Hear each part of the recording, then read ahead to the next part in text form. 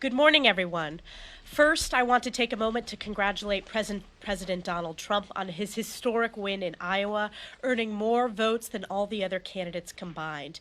The people of Iowa spoke loudly and clearly, echoing the sentiment felt throughout the rest of the country. America is rallying in support of President Trump to save America and fire Joe Biden. Yesterday, I had the honor of meeting with Israeli Ambassador Herzog. This past Sunday marked 100 days since the Hamas terrorist attacks against Israel, the bloodiest day for the Jewish people since the Holocaust. House Republicans will continue to stand unequivocally with Israel. House Republicans passed a robust aid package under Speaker Mike Johnson's leadership, and yet Joe Biden and Chuck Schumer continue to fail to deliver support to our most precious ally. This week, House Republicans will welcome hundreds of thousands of our constituents proudly participating in the March for Life. The most important and meaningful title I have ever had in my life is Mom.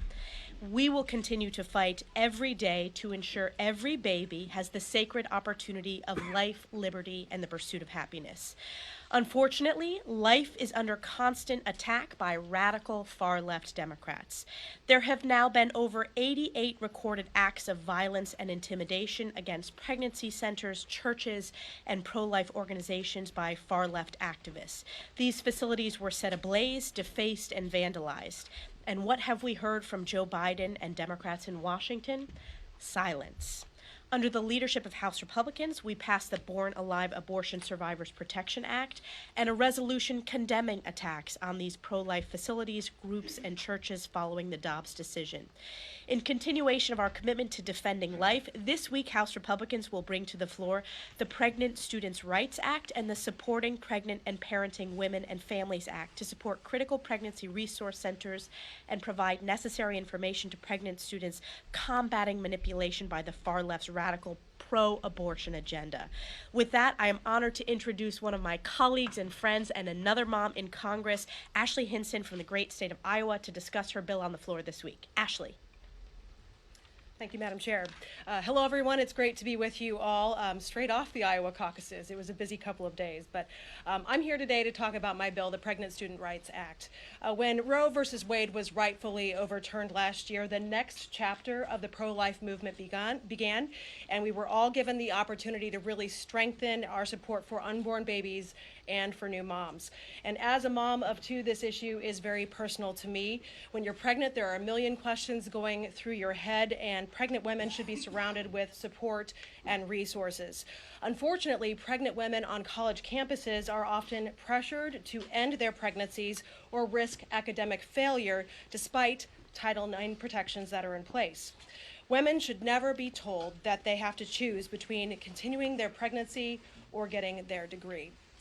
My Pregnant Student Rights Act ensures that pregnant women on college campuses know about existing protections that will allow them to both continue their pregnancy and their education so that they are empowered to create the best possible future for themselves and for their child. I look forward to passing this key pro-life legislation with the support of my colleagues this week, and together we can save more moms and save more babies. Thank you. We will now go to our colleague Michelle Fischbach from Minnesota. Thank you very much. And I am excited to welcome all of those people who will be attending the March for Life this week. This administration is once again showing its true anti-women, pro-abortion agenda. This time, the Department of Health and Human Services has proposed a rule trying to deter TANF funding away from pregnancy centers and toward facilities that provide abortions. Pregnancy centers support expectant mothers and their unborn children, offering a wide range of support for mothers and families, well aligned with the intended purposes of the TANF program. Singling out pregnancy centers is putting a political agenda ahead of thoughtful policy proposals that preserve state flexibility while balancing the need for accountability. That is why I introduced the Supporting Pregnant and Parenting Women and Families Act to ensure pregnancy centers cannot be excluded or restricted from receiving TANF funding. Make no mistake, conservatives are here for unborn babies and their mothers. We want to ensure those moms are supported throughout their pregnancies and empowered to raise their children. Thank you. We'll now go to our whip, Tom Emmer. Last week, Hunter Biden further revealed the degree of his arrogance and entitlement. But when his press stunt at the Oversight Committee fell flat, reality seems to have set in.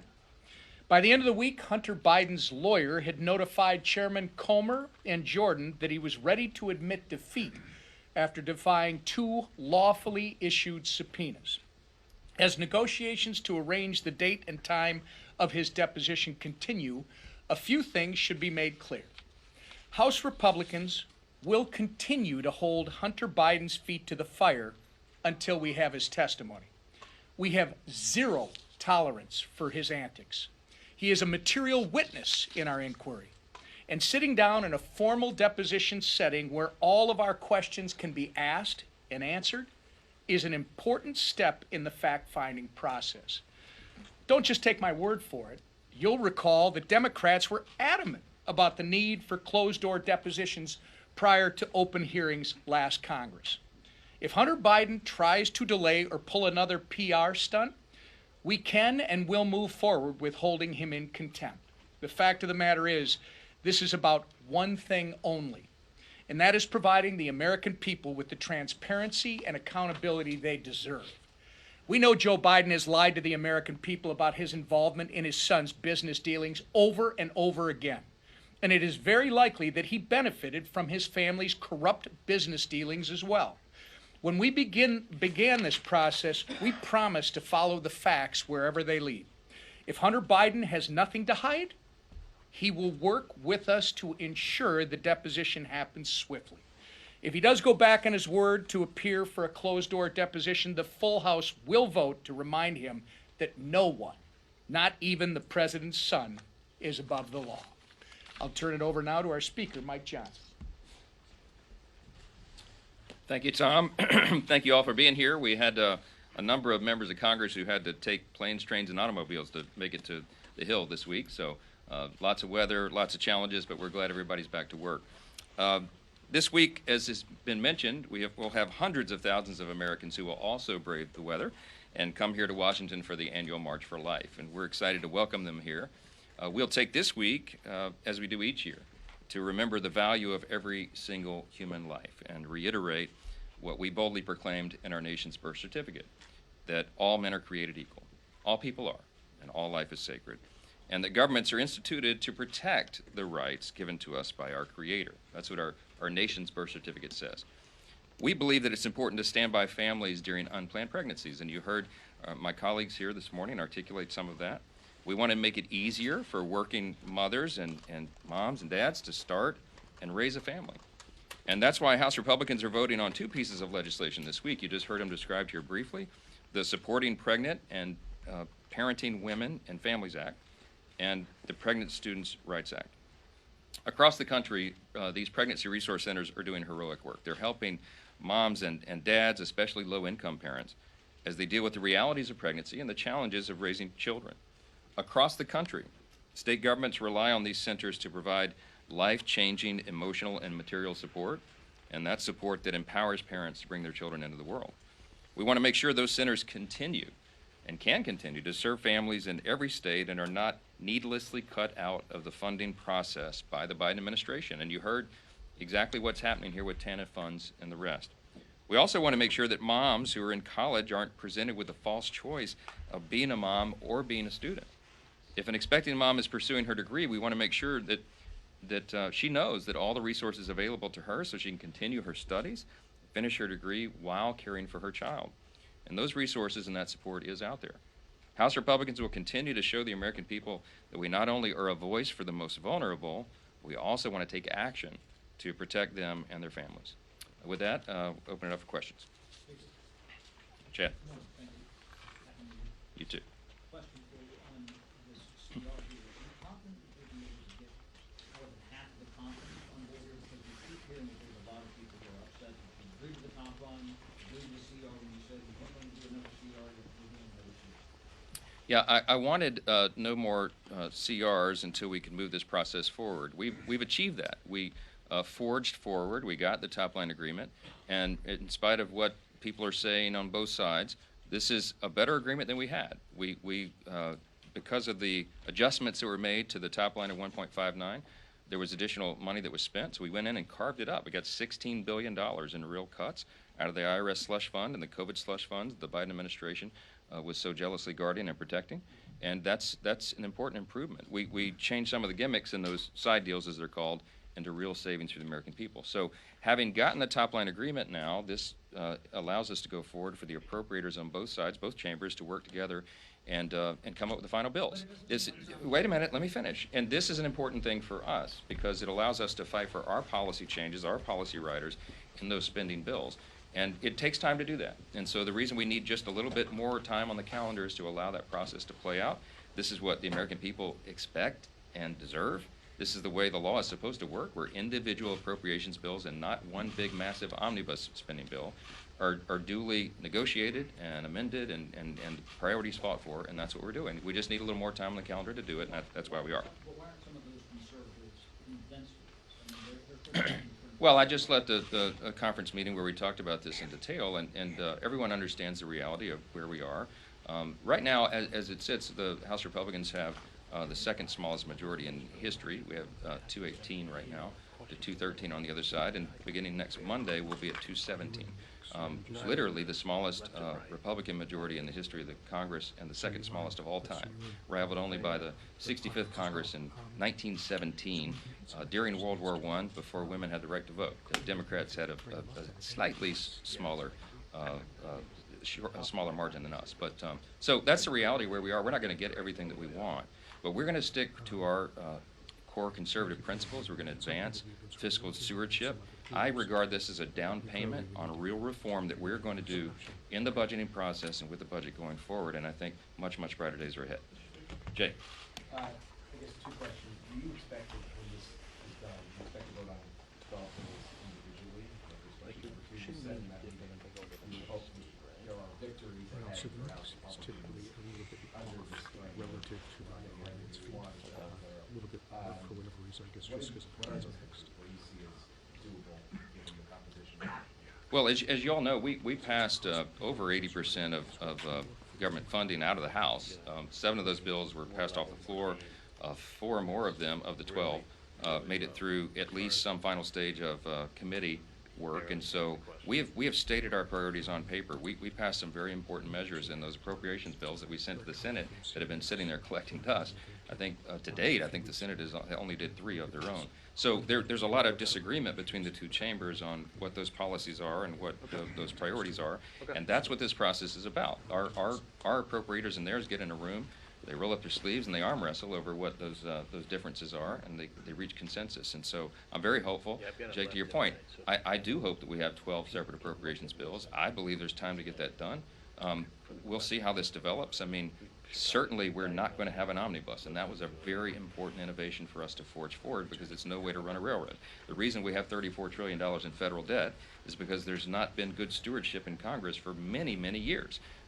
Governing by omnibus is no way to do it. You can't assure stewardship and accountability and efficiency and effectiveness if you're lumping everything together in one giant bill. So having broken that up is a very important step. And what we're trying to do going forward is change the way Congress does this, to get back to the principles of the 1974 Budget Control Act, which has very specific deadlines where you do all this heavy hard work in the spring and summer, you're done by the end of the summer, and you're not coming up on the September 30th deadline in a fever pitch where everybody's worried about a government shutdown. We can do this better, and we're going to use every ounce of energy we have to make sure that changes. Yes, sir? Mr. Speaker, do you believe that Joe Biden's presidency is God's will? Is Joe Biden's presidency God's will? Oh, I know where you're going with this. Okay, so I said in my speech before I took the gavel that look, I'm a Bible-believing Christian, right? Bible-believing Christian believes what the Bible says, right? The Bible says that God is the one that raises up people in authority. I believe God is sovereign. By the way, so did the founders. I quoted the Declaration of Independence. They acknowledge that our rights don't come from government, they come from God, and we're made in His image. Everybody's made the same. We all are given equal rights and value, and that's something that we defend. So if you believe all those things, then you believe that God is the one that allows people to be raised in authority. It must have been God's will then. That's my belief, right? But I think that that a nation makes a decision collectively, because we're given the free will to do that, and I think we're going to make a much better choice as a country coming up in this election cycle. We're very much looking forward to that regime change. Yes, sir. Down in Mr. front row. Speaker, on the conversations around the supplemental, Senator Langford's made it clear that HR 2 will not pass the Senate. You're going to the White House today with a group of other leaders. Will your message be to President Biden that the House will not pass a supplemental package unless the HR 2 principles are a part of it? Or is there room for negotiations around the border security measures? And do you believe the Senate has made progress in that? Well, we don't know exactly what the Senate has come up with because we've not seen the text. We're anxious to see the text of what they've done. There's a lot of, I think, thoughtful and deliberate discussion and debate that's gone into this. It's a complex issue. I don't think now is the time for comprehensive immigration reform because we know how complicated that is. You can't do that quickly. I do think it's past time to secure the border. And that's what HR 2 reflects. Remember, we passed that bill more than 8-9 months ago now, and it's been sitting on the desk. HR 2 had very important elements. Restore Remain in Mexico policy, end catch and release, reform the asylum program, the broken parole process, rebuild the wall. Those elements are critically important. You can't choose from among those on a menu and assume that you're going to solve the problem. This is not a Republican talking point. 2-3 weeks ago, I took 64 House Republicans down to the border. As you know, we went to Eagle Pass, the epicenter. We talked to the people on the ground. We talked to Border Patrol. We talked to the sheriffs of the counties on the border. We talked to the deputy chief of U.S. Border Patrol, who's a 33-year veteran of the agency. And they told us, and I've told you this before, they said the best metaphor. He said, we feel very much like at Border Patrol right now that we're administering an open fire hydrant. We don't need more buckets. We need to reduce the flow. We know how to reduce the flow. You have to have these elements involved. So we're not playing politics at this. We're demanding real, transformative policy change because that's what the American people need and deserve, and that they're demanding as well. House Republicans are standing on that line. I will tell the president that today. I've been saying it consistently since the moment I was handed this gavel, and that's never changed. I don't care what you call it. I'm telling you that these elements are important in order to make the change that is necessary. No one should be playing politics with this. There's too much at stake. Fentanyl is the leading cause of death for Americans age 18 to 49. Trafficking is a scourge. The cartels on the border down there are making billions of dollars trafficking humans into the U.S. 60 to 70% of the people that cross at the Eagle Pass, which is the main funnel right now, are single adult males between the ages of 18 and 40. These are not huddled masses of families seeking refuge and asylum. These are people who come in here probably with ill design. Look, the human catastrophe cannot be overstated. The border is a catastrophe, and it has to be addressed. And you're going to see House Republicans standing and fighting on that hill because it's important for the country. Last question, in the middle, right here. Captain Swartz with notice. Follow up on the meeting with Biden this afternoon. I'm wondering specifically expectations and what you're planning to tell him when it comes to funding for Ukraine. Well, I'm going to tell him the same thing I've been saying from the beginning. With regard to Ukraine, we have requested, publicly, privately, in every forum, answers to the critical questions. What is the end game and the strategy in Ukraine? How will we have accountability for the funds? We need to know that Ukraine would not be another Afghanistan. And you see a lot of the American people scratching their heads, having real questions about why that would continue without these appropriate answers. So I'm going to push for those. But before we even talk about Ukraine, I'm going to tell the president what I'm telling all of you, and we've told the American people, border, border, border. We have to take care of our own house. We have to secure our own border before we talk about doing anything else. And that's the message I've had since day one. It's the message we'll continue to have. And I think that's the message the American people want us to deliver. I told that to the president myself on the telephone. We had a 30-minute phone call, I think Thursday of last week. And I look forward to seeing him in person again to deliver it personally. Thank you all for the time this morning. Appreciate it.